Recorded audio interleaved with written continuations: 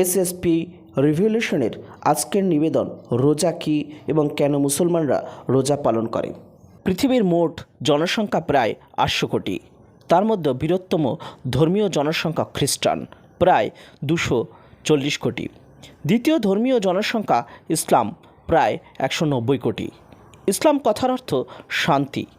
ইসলাম ধর্মের প্রবর্তক হজরত মুহাম্মদ সাল্লাল্লাহু আলাইহি সাল্লাম। ইসলাম ধর্মের প্রধান ধর্মগ্রন্থ কুরআন। ইসলাম ধর্মের মানুষের পবিত্র মাস রমজান মাস। এই রমজান মাসে তারা রোজা পালন করে। মুসলমানরা রোজা পালন করে কারণ এটি ইসলামের 5টি স্তম্ভের একটি। চলুন দেখে নেই ইসলামের 5টি স্তম্ভ কী কী। 1. সব কিছুর স্রষ্টা একমাত্র আল্লাহের উপাসনা করা এবং আল্লাহ ব্যতীত অন্য কারো বা অন্য কিছুর উপাসনা বর্জন করা। 2. দিনে 5 ওয়াক্ত নামাজ করা। 3.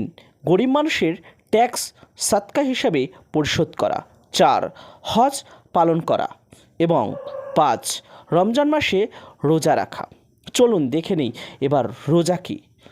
সুবেহ সাদেক বা ভোরের সূক্ষ্ম আলো থেকে শুরু করে সূর্যাস্ত পর্যন্ত সকল প্রকার পানাহার, পাপাচার, কামাচার এবং সেই সাথে যাবতীয় ভোগবিলাস থেকেও বিরত থাকার নাম রোজা। ইসলামের বিধান অনুসারে প্রতিটি প্রাপ্তবয়স্ক মুসলমানের জন্য রমজান মাসে প্রতিদিন রোজা রাখা ফরজ, যার অর্থ অবশ্যই পালনীয়।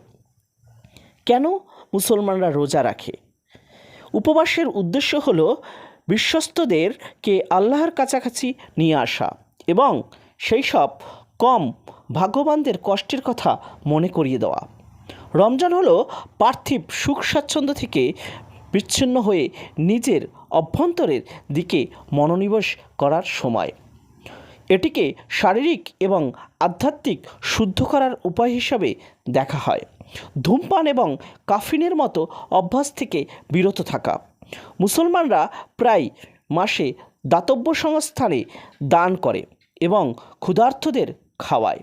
অনেক রমজান মাসে মসজিদে বেশি সময় ব্যয় করে এবং তাদের অবসর সময় ব্যবহার করে কুরআন তেলাওয়াত করে।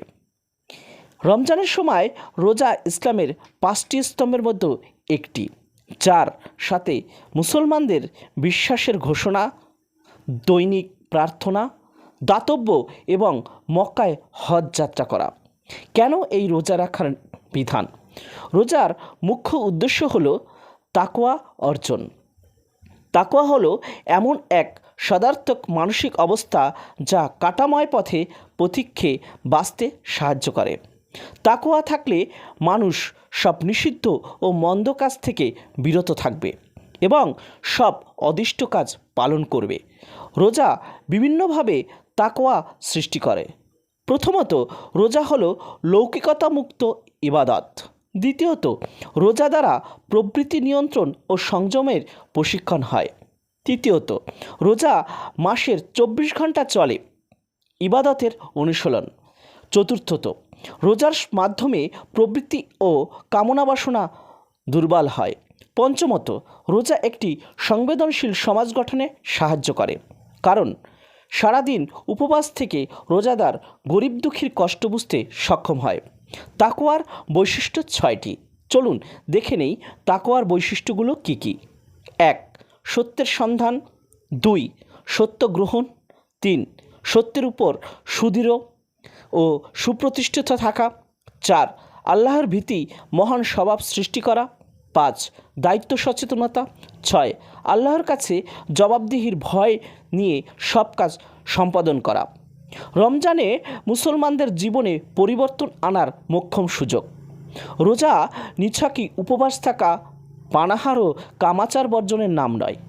এর বিশেষ তাৎপর্য ও দর্শন রয়েছে তার দৈহিক, আত্মিক, নৈতিক, অর্থনৈতিক ও সামাজিক উপকারিতা।